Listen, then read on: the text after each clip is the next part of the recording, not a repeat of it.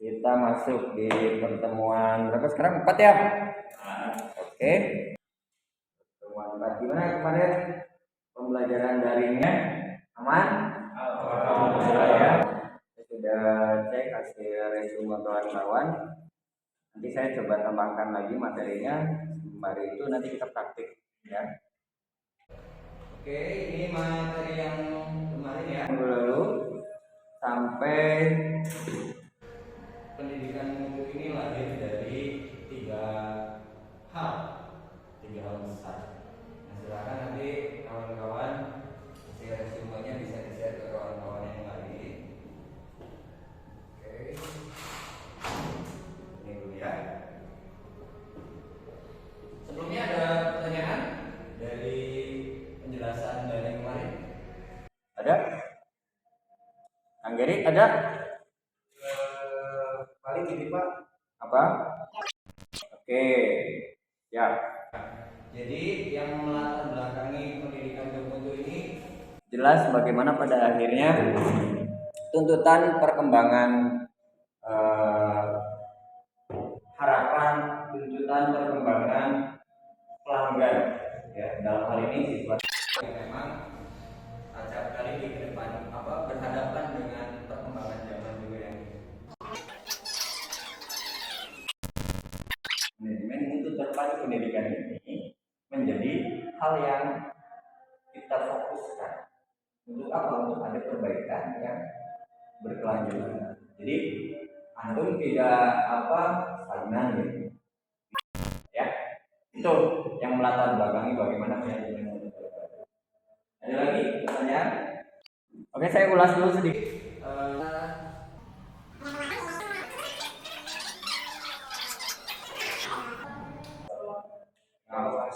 Evaluasi dan sebagainya itu tergantung dari bagaimana budaya di setiap lembaga juga.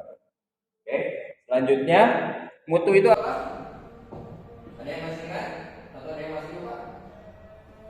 Mutu menurut Crosby, menurut siapa lagi? Deming, menurut siapa lagi? Apa itu mutu? Kesesuaian harapan. Ya, itu yang dijelaskan oleh para ahli. Terpadu apa terpadu? Oke. Oke.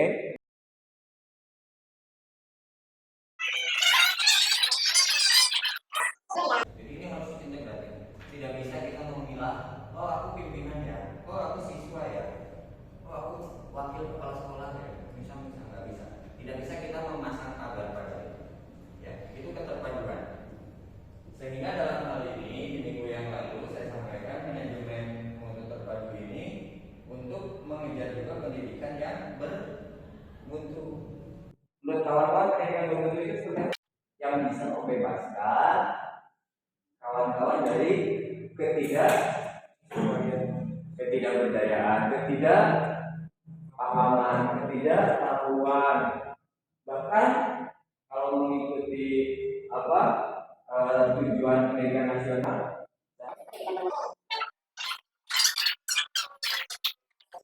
saja.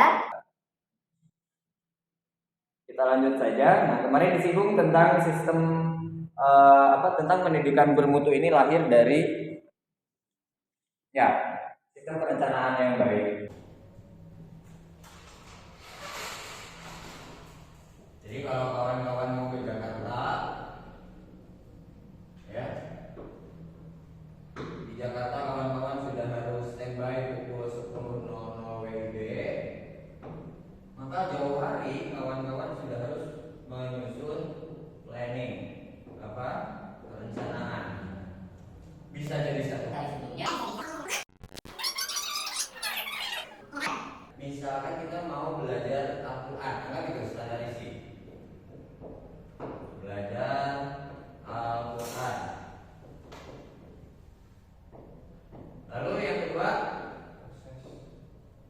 standar yang kedua setelah isi kompetensi lulusan.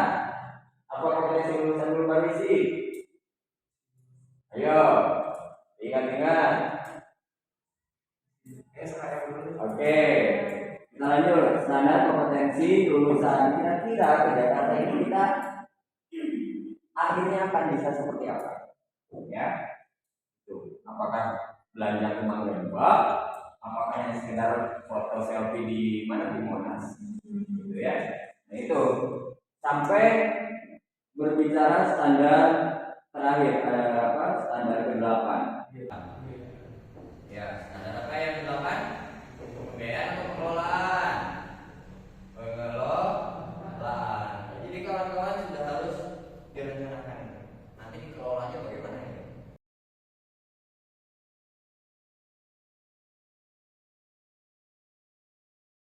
Peningkatan mutu.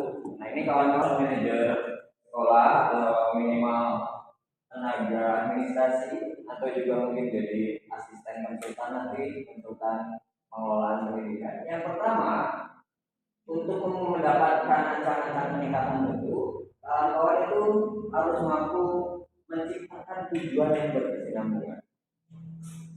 Kalau tadi analoginya di Jakarta, ya, kalau tadi analoginya kawan-kawan berangkat ke Jakarta, yang namanya kesinambungan ini tidak ada. Walaupun kawan-kawan harus ke Cianjur dulu, harus ke Puncak dulu, harus lewat Depok dulu, Bekasi, Jakarta. Kita harus ada kesinambungan. Kita masuk di ancang-ancang peningkatan mutu. Ini untuk kawan-kawan manajer, ya, konsultan. Nanti kemudian hari kawan-kawan harus bisa memberikan pemahaman tentang ancang-ancang peningkatan mutu. Yang pertama, kita harus menciptakan tujuan yang berkesinambungan.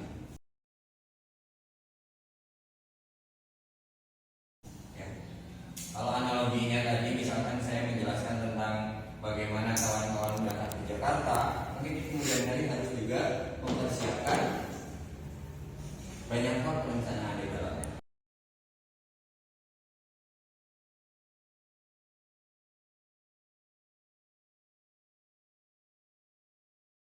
Yang kelima, terus-menerus sempurnakan sistem produksi atau sistem layanan. Jadi manajemen mutu ini yang dikenal oleh kawan-kawan pelatihan SOP itu pada akhirnya tidak kaku. Di kemudian hari harus ada perbaikan, harus perbaiki. Jadi tangga perbaikan mutunya enak. Jadi tidak kaku. Ya, itu kehadiran standar operasional, kehadiran manajemen mutu terpadu dalam pendidikan ini memang dari berbagai riset, dari berbagai sumber referensi hasil riset kawan-kawan nanti cari di Google Scholar tentang urgensi atau rasionalisasi manajemen mutu terpadu dalam pendidikan. Itu rata-rata tidak menyampaikan banyak tentang peningkatan mutu, tapi minimal mereka bisa mempertahankan mutu. Oke, saya ulangi, dari semua riset nanti kawan-kawan saya sharekan referensinya. Dari semua riset, manajemen mutu terpadu ini tidak serta-merta meningkatkan mutu, tapi dengan pasti akan mempertahankan mutu layanan pendidikan. Dari mulai buka gerbang sampai tutup gerbang, dari mulai siswa-siswi, mahasiswa-mahasiswi masuk gerbang sampai keluar gerbang, pelayanannya pasti standar sama. Oke, sampai situ dulu. Ada pertanyaan? Ada? Boleh? Oke, boleh. Kang Sana. Menerapkan filosofi baru. Oke. Seringkali dalam lembaga pendidikan itu ideologi atau filosofi pimpinan lembaga tidak sama dengan anggota lainnya. Oke. Dan bagaimana gitu caranya agar ideologi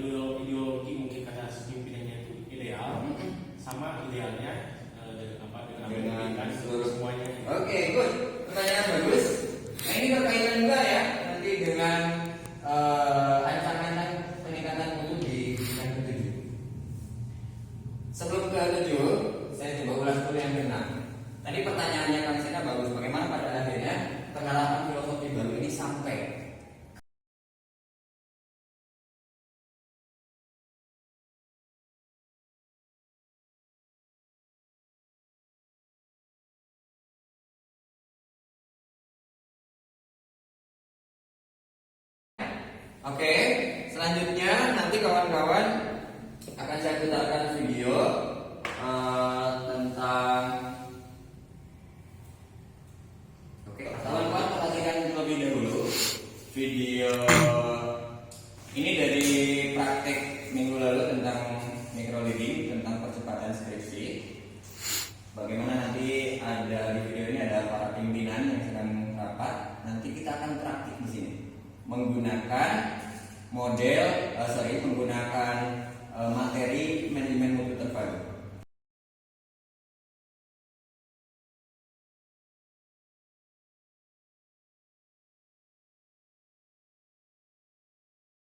Oke, jadi kawan-kawan coba setelah tadi di video kita lihat tentang microleading, coba kaitkan dengan materi tadi.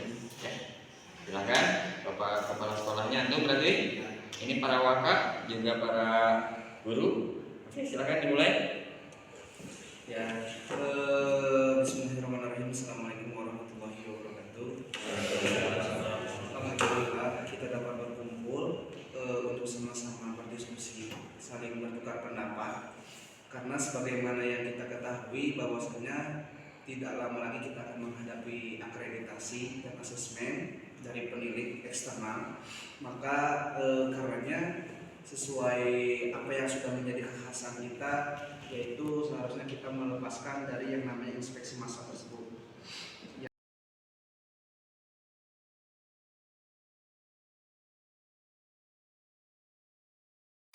Silakan di dalam misi-misi. Silakan. Dari bagian kemahasiswaan, Pak. Dari bagian kemahasiswaan.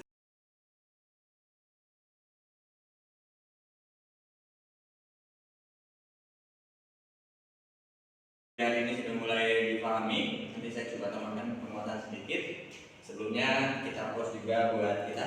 Oke, terima kasih. Silakan kembali ke sini masing-masing.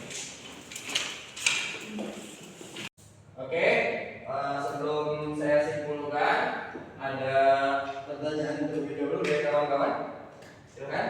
Ada? Antum boleh? Bagaimana kita mengelola dukungan para stakeholder dengan baik? Mengelola dukungan para stakeholder. Mengelola dukungan para Oke, good.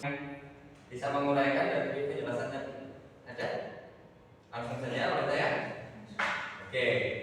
Pak Antum nih kayaknya mau ngacung. Boleh? Silakan. Boleh. Mengelola apa tadi? Dukungan stakeholder. Bagaimana mengelola dukungan stakeholders? Yap. Seluruh stakeholders yang ada di sekolah. Paham ya sampai situ ya? Jadi bagaimana mengelola dukungan stakeholder itu harus kembali lagi kepada fungsi manajemen. Sampai situ.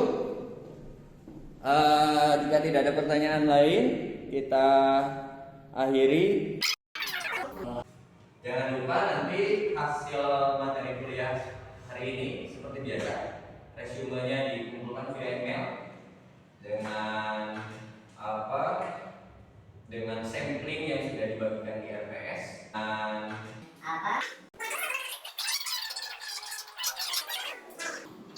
demikian. Ya. Jadi silakan seperti biasa 1 kali 24 jam email resume sudah harus nyampe ke saya. Oke, demikian perkuliahan hari ini. Kita jumpa di minggu depan.